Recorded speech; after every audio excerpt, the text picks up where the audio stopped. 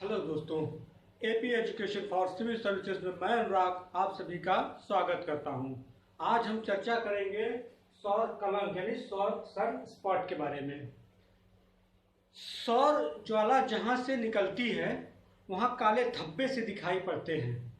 इन्हें ही हम सौर कलंक कहते हैं। यह सूर्य के आसपास के अपेक्षाकृत अधिक ठंडे भाग होते हैं, जिनका तापमान 1500 डिग्री सेंटीग्रेड होता है। सौर कलंक प्रबल चुंबकीय विकिरण उत्सर्जित करता है, जो पृथ्वी के बेतार संचार व्यवस्था को प्रभावित करता है या बाधित करता है। इनके बनने और बिगड़ने की जो प्रक्रिया है वो औसतन 11 वर्षों में पूरा होती है। 11 वर्षों का औसत 11 वर्ष का मतलब यह 11 वर्ष में बढ़ती है और 11 वर्षों में घटती है। तो जिसे सौर चक्र कहते हैं, इसे हम सौर चक्र कहते हैं। इन सौर कलंक का व्यास जो है लगभग 50,000 किलोमीटर होता है। ये 50,000 किलोमीटर सौर कलंक का व्यास 50,000 किलोमीटर होता है। यह सूर्य के बाहरी सतह यानी फोटोस्फीयर के ऐसे भाग होते हैं जहां सूर्य का चुंबकीय क्षेत्र सबसे ज्यादा होता है। यह चुंबकीय क्षेत्र पृथ्वी के चुंबकीय क्षेत्र से लगभग 2500 गुना ज्यादा होता है। 2500 गुना।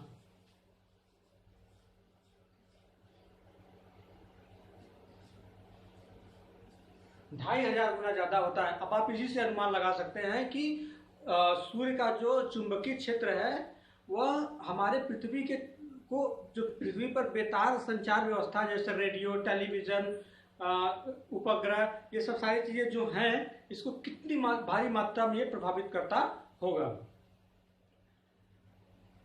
सौर कलंक चुंबकीय क्षेत्र का विजिबल मार्कर होता है, जो कंबल की तरह कार्य करता है। कंबल की तरह मतलब जैसे कि हम लोग जब ठंडी के मौसम में कंबल ओढ़ने के काम में आता है, जिससे हमारी जो बाहरी हवा है या जो नम ठंडी हवाएं हैं वो हमें नुकसान नहीं पहुंचा सकती। इसी तरह यह भी एक कंबल की तरह कार्य करता है, जो ब्रह्मांड से आने वाली हानिकारक विकिरण से हमारे सौर मंडल की रक्षा करता है। वर्तमान सौर चक्र जो कि 2008 में शुरू हुआ था, वह अपने अंतिम फेज यानी न्यूनतम फेज में आ चुका है। अब आइए चर्चा कर लेते हैं इनके जो धब्बे जो काले होते हैं, उनके काले होने का क्या कारण है, उनके काले होने का राज क्या है, काले होने का राज।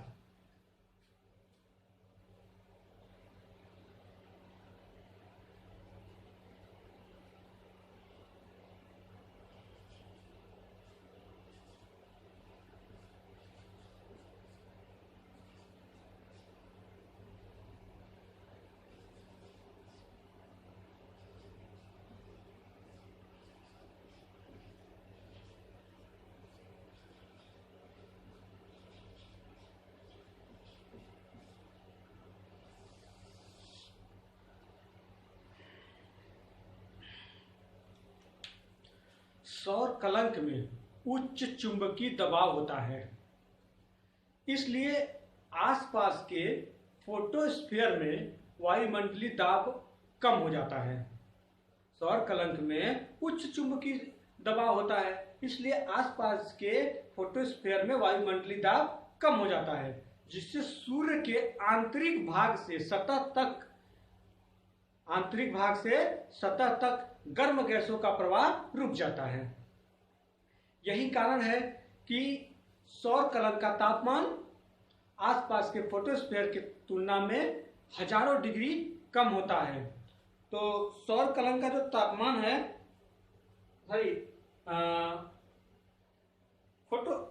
फोटोस्फीयर का तापमान फोटोस्फीयर का जो टेम्परेचर है वो 5800 डिग्री केल्विन होता है। फोटोस्फीयर का टेम्परेचर 5800 डिग्री केल्विन होता है। और वहीं जो सन स्पॉट है, सौर कलंक है, उसका जो टेम्परेचर है वह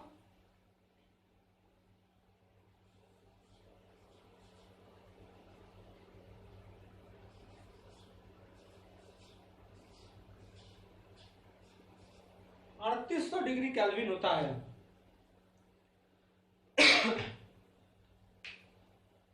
जो सौर कलंक का जो तापमान होता है वो 3800 डिग्री केल्विन होता है। देखिए यहाँ पे 5800 डिग्री और 3800 डिग्री में हजारों केल्विन का अंतर है, हजारों डिग्री केल्विन का अंतर है। तो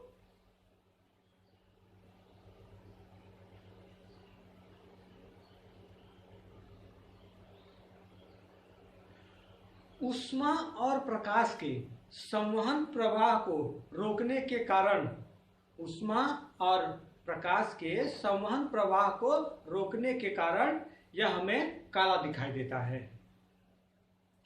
अब हम चर्चा कर लेते हैं सोलर फ्लेयर्स के बारे में। देखते हैं सोलर फ्लेयर्स क्या होते हैं।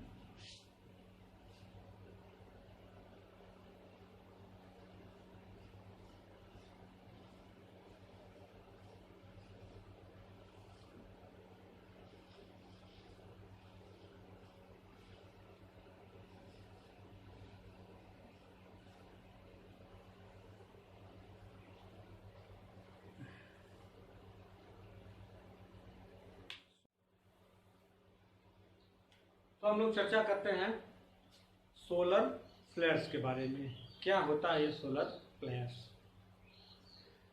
जब एक सौर कलंक का व्यास 50,000 किलोमीटर हो जाता है तो यह बड़ी मात्रा में ऊर्जा उत्सर्जित करने लगता है, जिससे सोलर फ्लेयर्स की उत्पत्ति होती है। सोलर फ्लेयर्स की उत्पत्ति विस्फोटों के कारण होती है। सोलर फ्लेयर्स की उत्पत्ति विस्फोटों के कारण होती है। विस्फोट चुंबकीय क्षेत्र की रेखाओं के मुड़ने, चुंबकीय क्षेत्र की रेखाओं के मुड़ने या क्रॉस करने या पुनर्गठन के कारण उत्पन्न होती है, यानी पुनर्गठन के कारण उत्पन्न होती है। सोलर फ्लेयर्स जो है वह चुंबकीय क्षेत्र की रेखाओं के मुड़ने, मुड़ने, क्रॉस करने, उसको क्रॉस मतलब एक दूसरे को काटने, या पुनर्गठन के कारण उत्पन्न होती है। सोलर फ्लेयर्स का रेडियो संचार, global positioning system GPS connectivity, power grid और उपग्रह पर बड़ा प्रभाव पड़ सकता है, क्योंकि हम सब जानते हैं, अभी हमने बताया कि जो